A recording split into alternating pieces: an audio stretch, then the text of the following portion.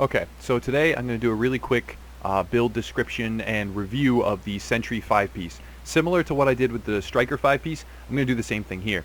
So right now I'm just going to talk about, the 5-piece bonus, what you get from it, why I think it's super valuable to any, coordinated, well-geared squad. It's one of the best gear sets in existence right now. But I'm going to talk a little bit about 5-piece, PvP and PvE. I don't actually have any PvP footage to show you. One of our, primary PvPers is on vacation, so again, not really going to have any great content from that angle of the game until after he's back. But I can definitely discuss, damage output, the 5-piece bonus, how it fits into the metagame with different weapons and all this different stuff. So I'm going to get right into it.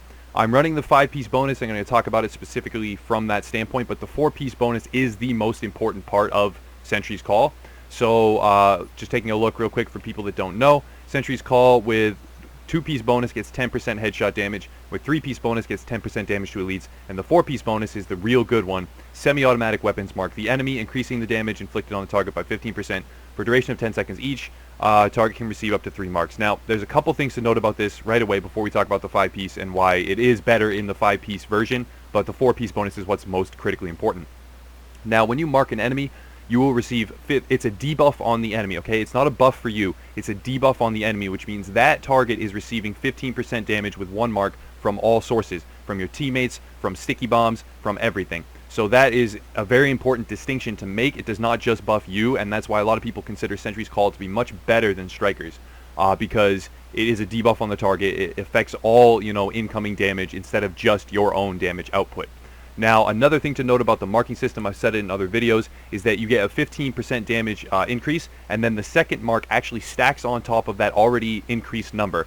So you stack it on top, you say 15% of that already increased number, and then you get a new base damage, and then you do, for the third mark, the exact same thing. So you take 15% of that already increased number and put that on top again. So it comes out to somewhere between 52 and 53% damage overall instead of just 45. So a triple stack target will actually take 52 to 53% increased damage from all sources, not just 45.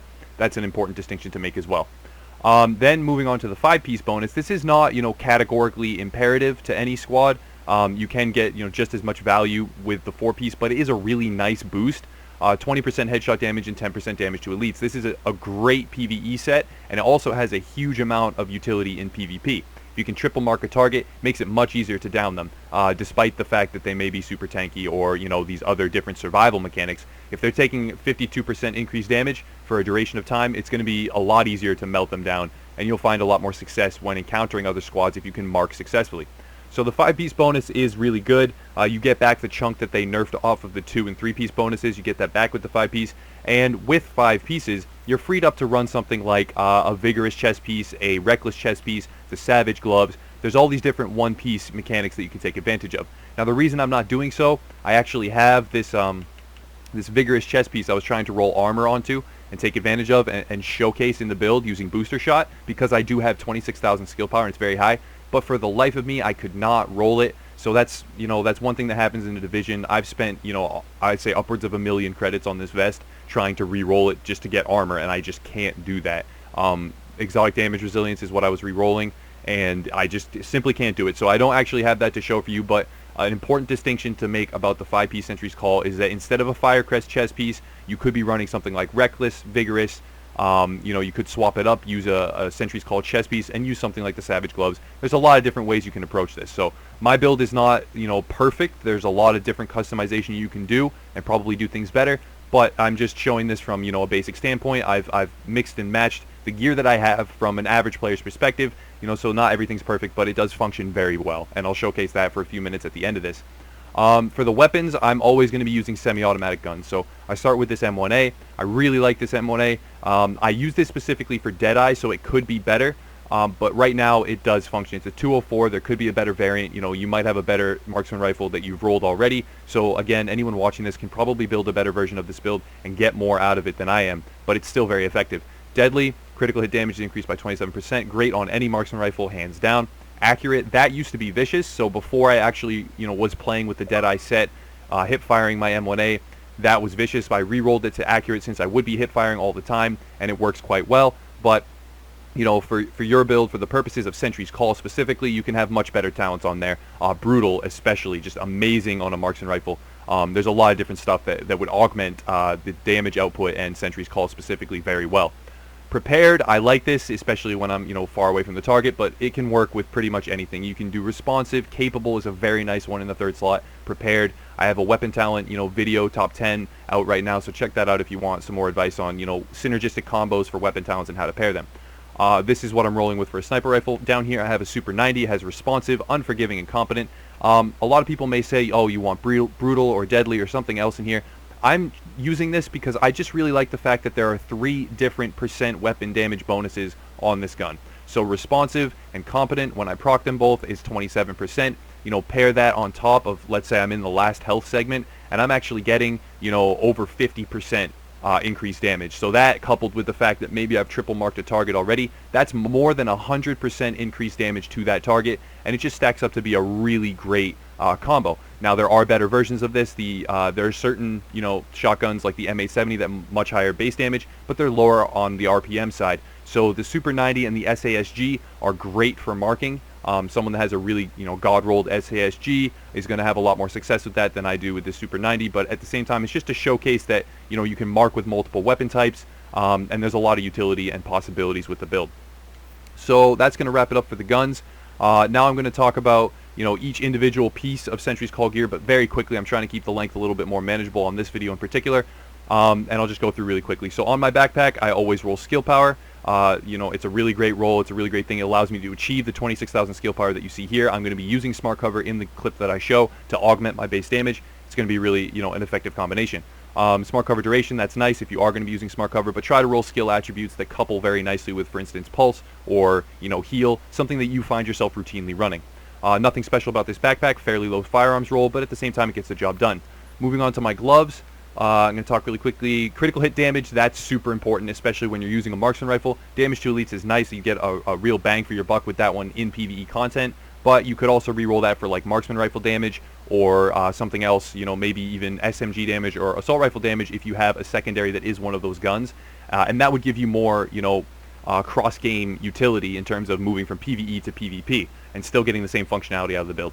Skill attributes, sticky bomb, not going to be useful for me, but that could easily be something else that would be more useful, so keep an eye on that always.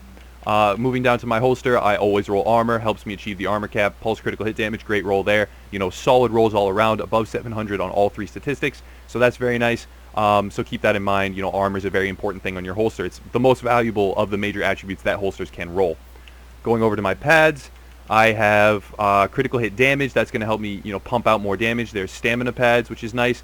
The minor attributes aren't really of merit. And then skill attributes, first aid, ally, heal. That's nice. Pairs nicely with the team-oriented build that I'm running right now. Helps me complete the harder content in the game very easily. And, you know, I'm going to showcase a little bit in a second about heroic Falcon Lost and how we're kind of breezing through that. So it's really nice. Moving up to my mask. On my mask, I have rolled skill power again. This is a fairly low roll. You can actually roll much higher, and on the 268 gear, you can roll well up, you know, over 6,000. So that's something to keep in mind. This is low, but it does get the job done. Allows me to get up to 26,000 and make use of these higher skill power oriented skills like smart cover or perhaps, you know, a really optimized pulse. My heal does a significant portion of burst healing, and that's really nice as well. It's a stamina mask to allow me to achieve, you know, over 400,000 toughness. In any PvE build, it does become important to have, like, I'd say over 400,000. You can function with 300,000 as long as you're a little bit more careful. And in PvP, I don't really see a giant difference between 300 and 400 or even 400 to 500. It is a little bit easier to survive, but if you're careful and you use the game mechanics the way they were intended, you're not going to have much trouble anyways. A lot of players run around, you know, out of cover, and they don't really think about how, you know, cover to cover moves, you actually run faster. Cover to cover moves, your character hunches down, your hitbox becomes smaller. There's a lot of different things you can be using to take advantage of in this game as it moves toward a real cover to cover shooter as it was intended to be. So I would start practicing that, but that's just me. So maybe people don't really want to do that, and they like to, you know, stick with exactly what the metagame is the entire way through until it changes. I like to try and get a little bit ahead of the curve if I possibly can. Sometimes it doesn't work, but, you know, I do my best. Moving up to my chest piece, this is just because it was a good roll. I would really strongly suggest using either Vigorous or Reckless if you're okay with taking that increased damage. If you're not okay with taking the increased damage from Reckless, then definitely go with Vigorous. Run Booster Shot. With the skill power, you're still going to get a great overheal. So it's a really solid pairing. I only have this on because it's a really fantastic stamina roll with EDR and armor. I like ammo capacity as well, so it's just a great chess piece all around. So that's why I'm running it, but there's not really anything of merit to note here. So I've already talked about my guns, talked about my gear. I'm going to look at the mods really quick just to make sure. A stamina mod, critical hit chance, firearms mod with armor, allowing me to reach that armor cap. I had a little bit low armor rolls, and because I rolled critical hit damage on my knee pads, I wasn't able to achieve that without mods. I then over here have skill power firearms mod, a very, very potent thing to be using. The secondary attribute on your mods should oftentimes be skill power, because you're going to get a lot out of that. You can use pulse very well. Couples with smart cover, it makes your heal much more viable. Over here, firearms with skill power, again, nice roll.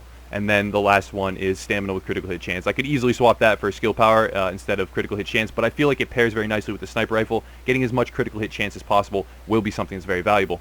I'm going to look at my character sheet real quick and just show you some things. For weapons, critical hit chance is 16.5%. When augmented by pulse, that becomes high enough to be relevant. 16.5 on its own is not that great, so I'm sure some people out there have much better, stats in this category. Critical hit damage, 148, that's very nice, and headshot damage, 256.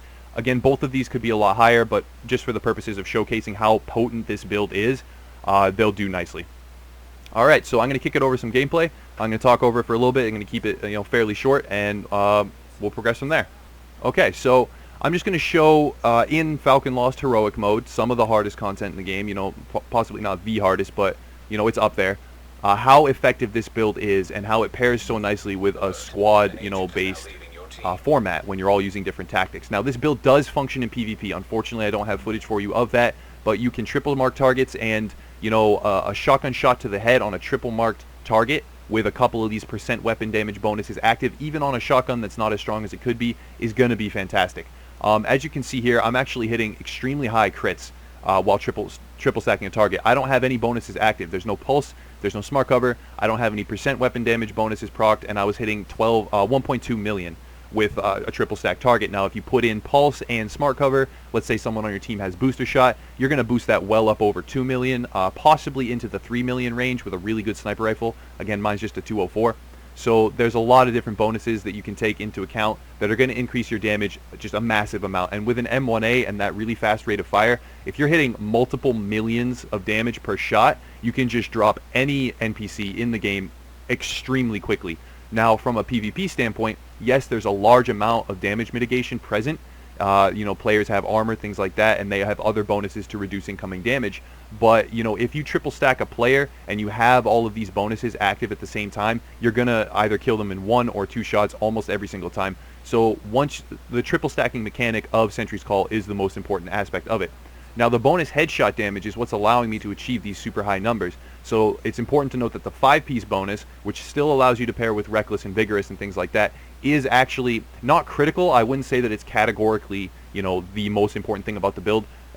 Hands down, the 4-piece bonus is what's most important. But the 5-piece bonus is really nice to get. So if faced with the choice between, running 2-piece blind in paired with the 4-piece Sentry, I would say almost, it's better to not run Final Measure or 2-piece blind or even 2-piece Hunter's Faith and actually go for something like the Vigorous Chest or the Reckless Chest or the Savage Gloves and get that extra 20% headshot damage from the 5th piece of Sentry's Call. It is worth it. Now it's not, again, it's not 100% critical, but it's important and it's very, very strong. So to do that and take advantage of that mechanic will help you quite a bit. So as you can see, we're progressing fairly quickly through these enemies. I can hit great critical hits, especially when augmented with Pulse. I hit a lot of them, and they're extremely powerful. My 16.5% critical hit chance by itself isn't that great, so I am relying on the fact that I have a teammate who has a high skill power, an extremely high skill power, using a maxed out Pulse. Now I could switch off my smart cover for that, but it being an incursion, and there's a lot of different things we have to take into consideration and have a really airtight strategy. We all have specific skills that we run. So I could switch it out, from a solo play perspective and get that bonus damage, but I haven't done that in this instance. As you can see, my critical hits exceed 1 million, handsomely. This is, again, with not fully min-max gear, just showcasing the power of 5-piece Sentry's Call, getting that bonus headshot damage, and it works really nicely. I'm hesitant to say that it's my favorite gear set. I think that it is possibly the best gear set in the game when used properly, but I really, from a personal playstyle standpoint, I love Deadeye. I think Deadeye is just the most fun thing to use. So I can't actually crown Sentry's Call the absolute favorite in my eyes, but it's super effective. It has been since day one. 2.2 million crit there, as you can see, with Smart Cover active and a triple stack target. So this build allows you to mark targets extremely quickly with an M1A or with, you know, a higher rate of fire shotgun. Even with your pistol, you can pull that pistol out. The X45 is amazing. You can get 3 stacks off in just a split second, and then all incoming damage to that target is increased. So as you can see, I've switched over to my shotgun. It's not perfect. I could have a much better shotgun, but I do have, you know, viable results from this. The higher rate of fire allows me to stagger targets quicker, and it only takes 1 pellet to actually mark the target. Per shot, you can only get 1 mark, but you only need to hit 1 out of those 8 pellets in order to mark the target. As you can see there, I landed actually 1 pellet and got the mark off, and then 2 pellets and got another mark off.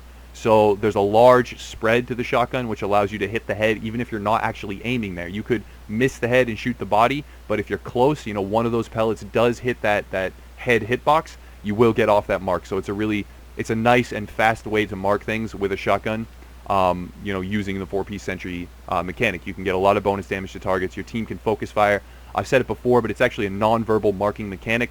So if you're in a PvP scenario and you can triple mark a target, you don't actually even need to say anything. You can, but you know, when your entire team sees those marks fly up above the enemy player's head or even an enemy NPC, they can know already, okay, my bullets are going to be much more effective against that target, so I should immediately prioritize that. It's a really good way to get your squad coordinated and focus firing and just drop enemies, you know, bam, bam, bam, very quickly, very efficiently, and, you know, progress through some of the harder content in the game. I'm going to call it there. I'm going to end the clip in a couple seconds, and I just want to say again, thank you to everyone who's been supporting the channel. We actually just broke 3,000 subscribers today. It seems literally like a couple days ago, and I think it was, that I was saying, wow, I'm going to do an incentive for 2,000 subscribers, and we've blown by that. Now we're blowing by 3,000. This is just baffling to me that this channel has received this much support and success. I just want to say a huge thank you to everyone that moved and everyone supporting. Please contribute to the discussion.